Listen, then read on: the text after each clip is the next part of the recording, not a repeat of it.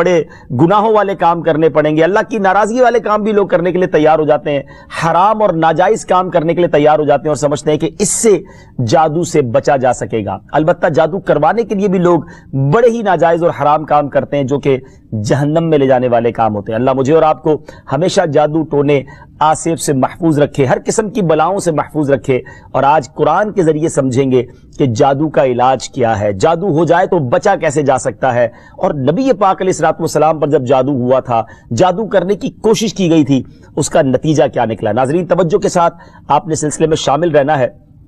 روایت یہ ہے کہ لبید بن عاصم یہودی اور اس کی بیٹیوں نے نبی پاک علیہ الصلوۃ والسلام پر جادو کر دیا، جس کا اثر پیارے آقا علیہ الصلوۃ والسلام کے جسم پر نمودار ہوا۔ طبیعت شریف جو ہے وہ کچھ ناساز ہونے لگی، آپ کے قلب، آپ کی عقل مبارک اور آپ کے اعتقادات پر کوئی اثر نہ ہوا، صحت مبارک پر تھوڑا سا اثر ہوا۔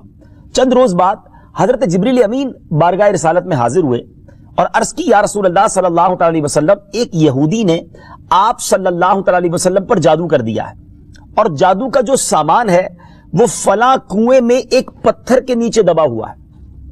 سرور کائنات علیہ الصلوۃ والسلام نے حضرت علی مولائے کائنات شیر خدا کرم اللہ تعالی وجہ الکریم کو بھیجا، انہوں نے کنویں کا پانی نکالا اور پتھر اٹھایا تو اس کے نیچے سے کھجور کے گھابے کی تھیلی برآمد ہوئی، یعنی کھجور کے جو چھلکے ہوتے ہیں اس طرح کی تھیلی برآمد ہوئی، اور اس میں نبی پاک علیہ الصلوۃ والسلام کے منہ مبارک جو کنگھی سے ٹوٹے تھے، اور کنگھی کے ٹوٹے ہوئے کچھ دندانے، اور ایک ڈور یا کمان کا چلہ جس میں 11 گٹھانے لگی ہوئی تھی، اور ایک موم کا پتلا تھا جس میں 11 سوئیاں چبھی ہوئی تھی۔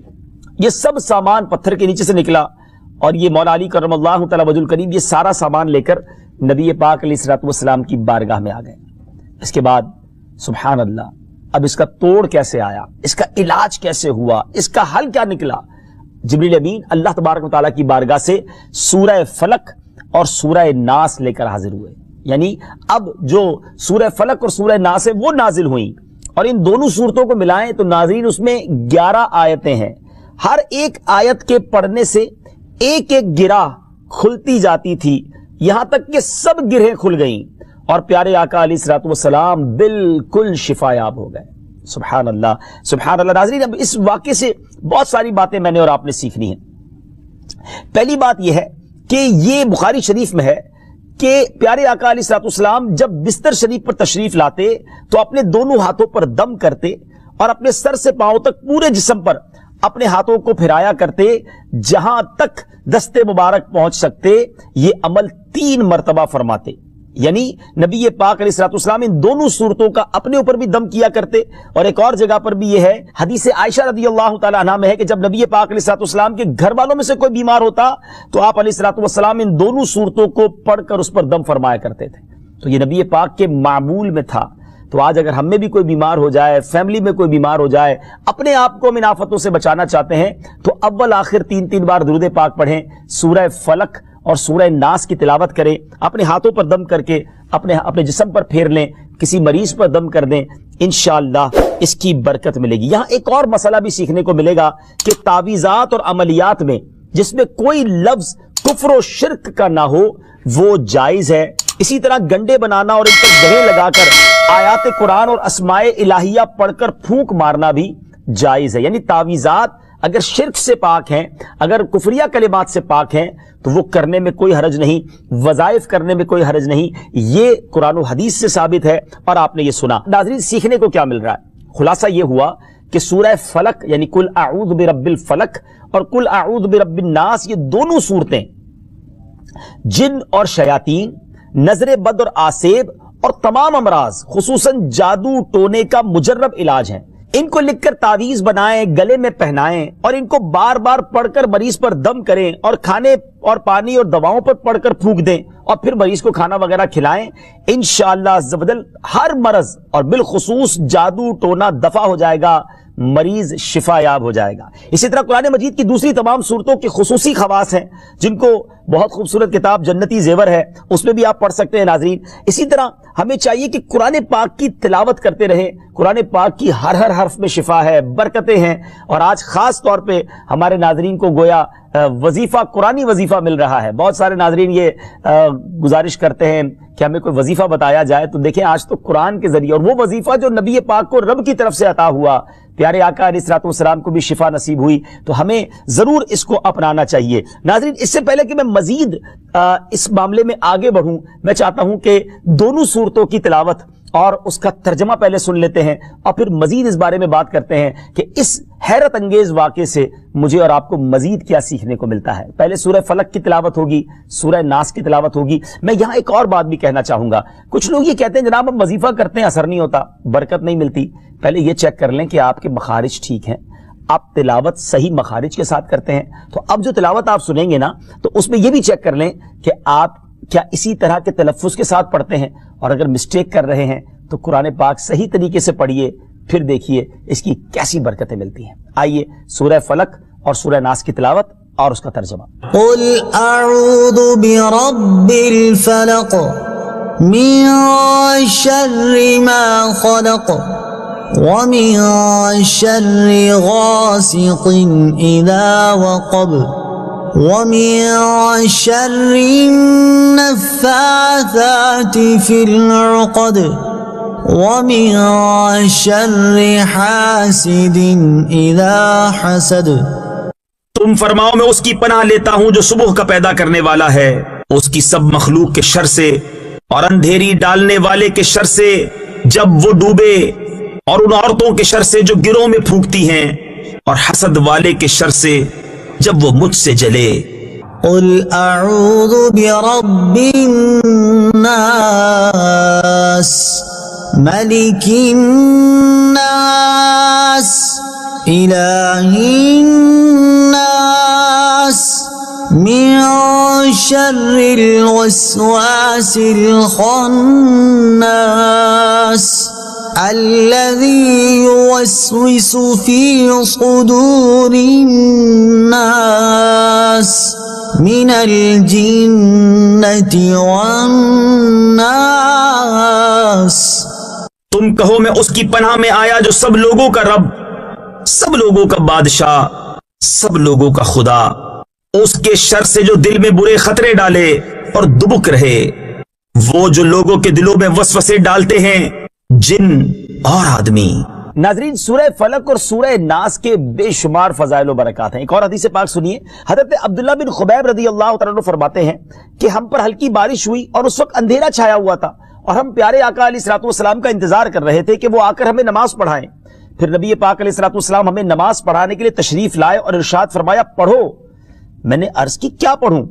इरशाद फरमाया सुबह शाम 3-3 बार कुल हुवल्लाहु अहद, कुल अऊज़ु बिरब्बिल फलक और कुल अऊज़ु बिरब्बिन नास पढ़ो। इनकी तिलावत करना तुम्हें हर बुरी चीज से बचाएगा। चलें, एक और वजीफा मिल गया, सूरह इखलास को भी शामिल कर लें। तो सुबह शाम पढ़ें तो इंशाअल्लाह बुरी आफतों से, मुसीबतों से, जादू टोने से, आसेब से, इन तरह की बलाओं से इंशाअल्लाह महफूज रहेंगे। नाज़रीन, यहां कुछ मसाइल भी सीख लेते हैं। हजरत अस्मा बिनते उमैस रदी अल्लाह तआला अन्हा ने अर्ज की, या रसूल अल्लाह सल्लल्लाहु अलैहि वसल्लम, जाफर के बच्चों को जल्द जल्द नजर होती है, क्या मुझे इजाजत है कि उनके लिए अमल करूं?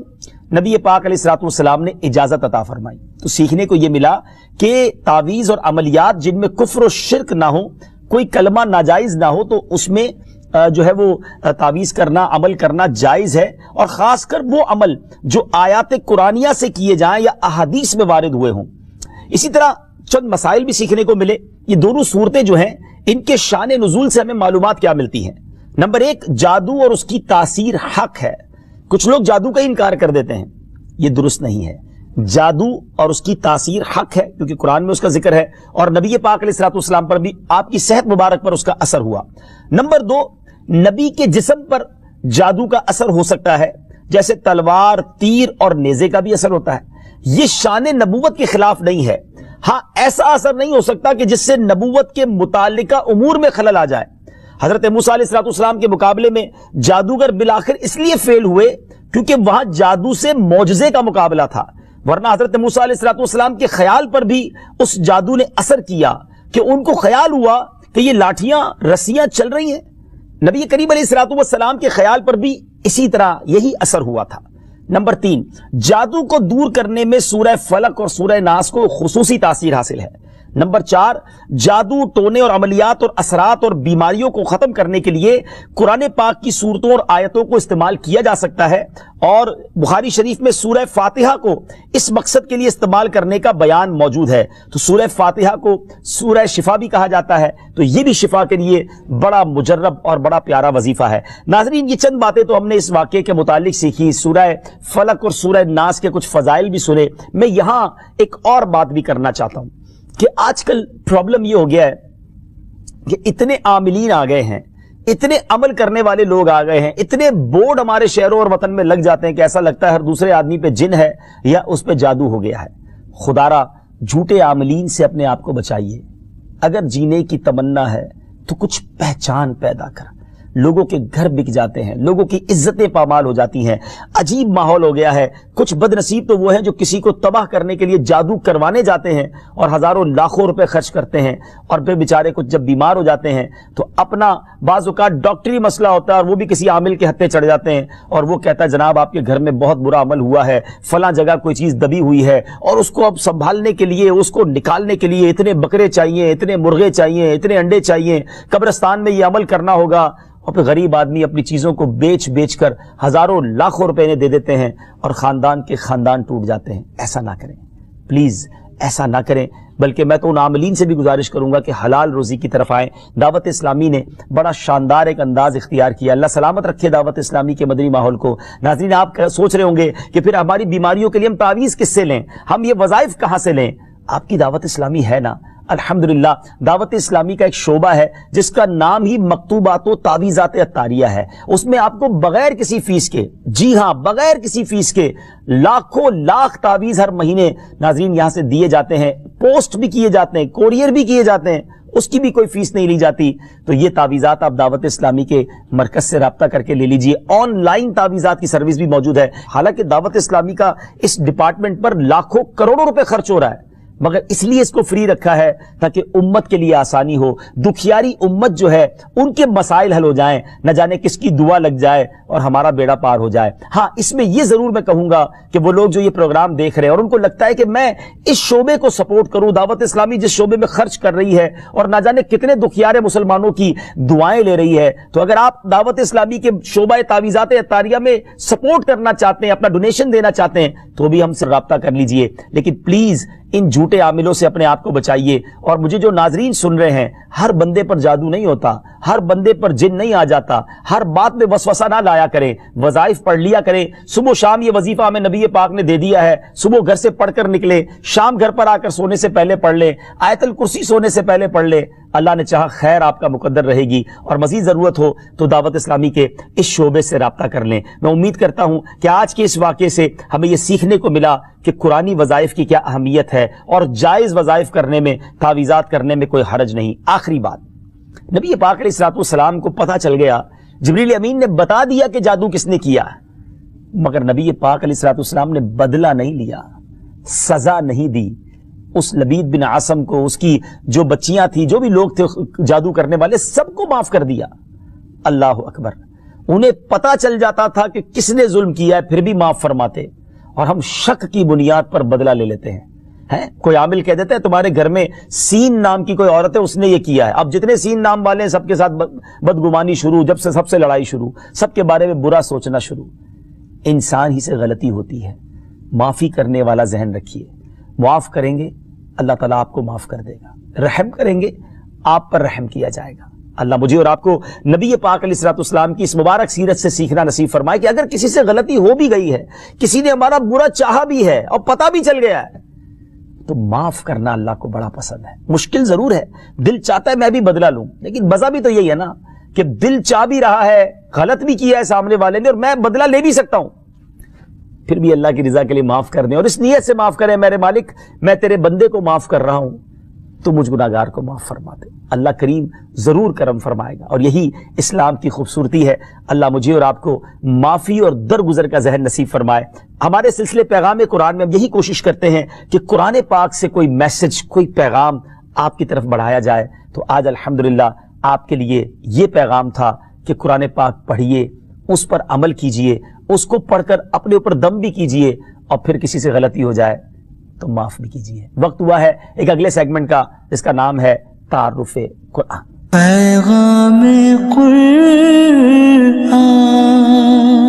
ناظرین، وقت ہوا ہے ہمارے بہت ہی خوبصورت سیگمنٹ تعارف قرآن کا، اور آج تعارف قرآن میں ہم قرآن پاک کی انہی دو سورتوں کی بات کریں گے جس کا ذکر ہم نے اپنے سلسلہ پیغام قرآن میں کیا، یعنی سورہ فلق اور سورہ ناس۔ سب سے پہلے بات کرتے ہیں سورہ فلق کی۔ سورہ فلق مدینہ منورہ میں نازل ہوئی، اور ایک قول یہ ہے کہ مکہ مکرمہ میں نازل ہوئی۔ پہلا قول زیادہ صحیح ہے کیونکہ اس کے شان نزول سے اسی کی تائید ہوتی ہے۔ رکوع اور آیات کی تعداد، اس صورت میں 1 رکوع اور 5 آیتیں ہیں۔ فلق نام رکھنے کی وجہ، فلق کے کئی معنی ہیں، اور یہاں اس سے مراد صبح ہے، اور چونکہ اس صورت کی پہلی آیت میں لفظ موجود ہے، اس مناسبت سے اسے سورہ فلق کہتے ہیں۔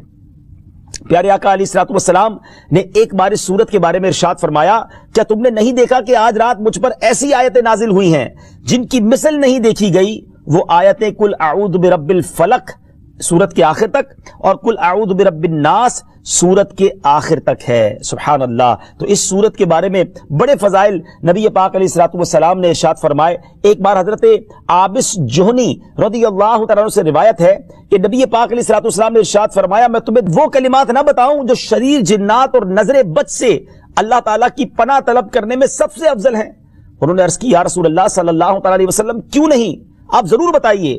ارشاد فرمایا، وہ کلمات یہ دونوں صورتیں ہیں، قل اعوذ برب الفلق اور قل اعوذ برب الناس۔ سبحان اللہ، سبحان اللہ۔ اب آئیے سورہ ناس کے بارے میں کچھ سن لیتے ہیں، اس کی فضیلت بھی جان لیتے ہیں۔ سورہ ناس جو ہے ناظرین، یہ قرآن پاک کی ترتیب کے لحاظ سے سب سے آخری سورت ہے۔ اس کا مقام نزول، سورہ ناس زیادہ صحیح قول کے مطابق مدنی ہے۔ اس سورت میں 1 رکوع اور 6 آیتیں ہیں۔ الناس نام رکھنے کی وجہ، عربی میں انسانوں کو الناس کہتے ہیں، اور اس سورت کی پہلی آیت میں لفظ موجود ہے، اس مناسبت سے اسے سورہ الناس کہتے ہیں، یا اسے سورۃ الناس کہتے ہیں۔ سورۃ الناس کے مضامین، اس سورہ مبارکہ میں ان جنات اور انسانوں سے اللہ تعالیٰ کی پناہ مانگنے کی تعلیم دی گئی ہے جو لوگوں کے دلوں میں وسوسے ڈالتے ہیں۔ سورہ فلق کے ساتھ اس کی مناسبت کیا ہے؟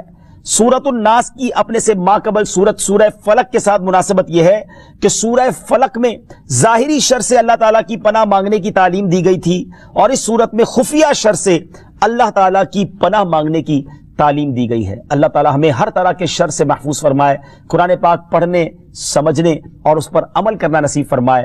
مدنی چینل دیکھتے رہیے، اگلے سلسلے میں ایک اور پیغام قرآن لے کر حاضر ہوں گے۔ صلو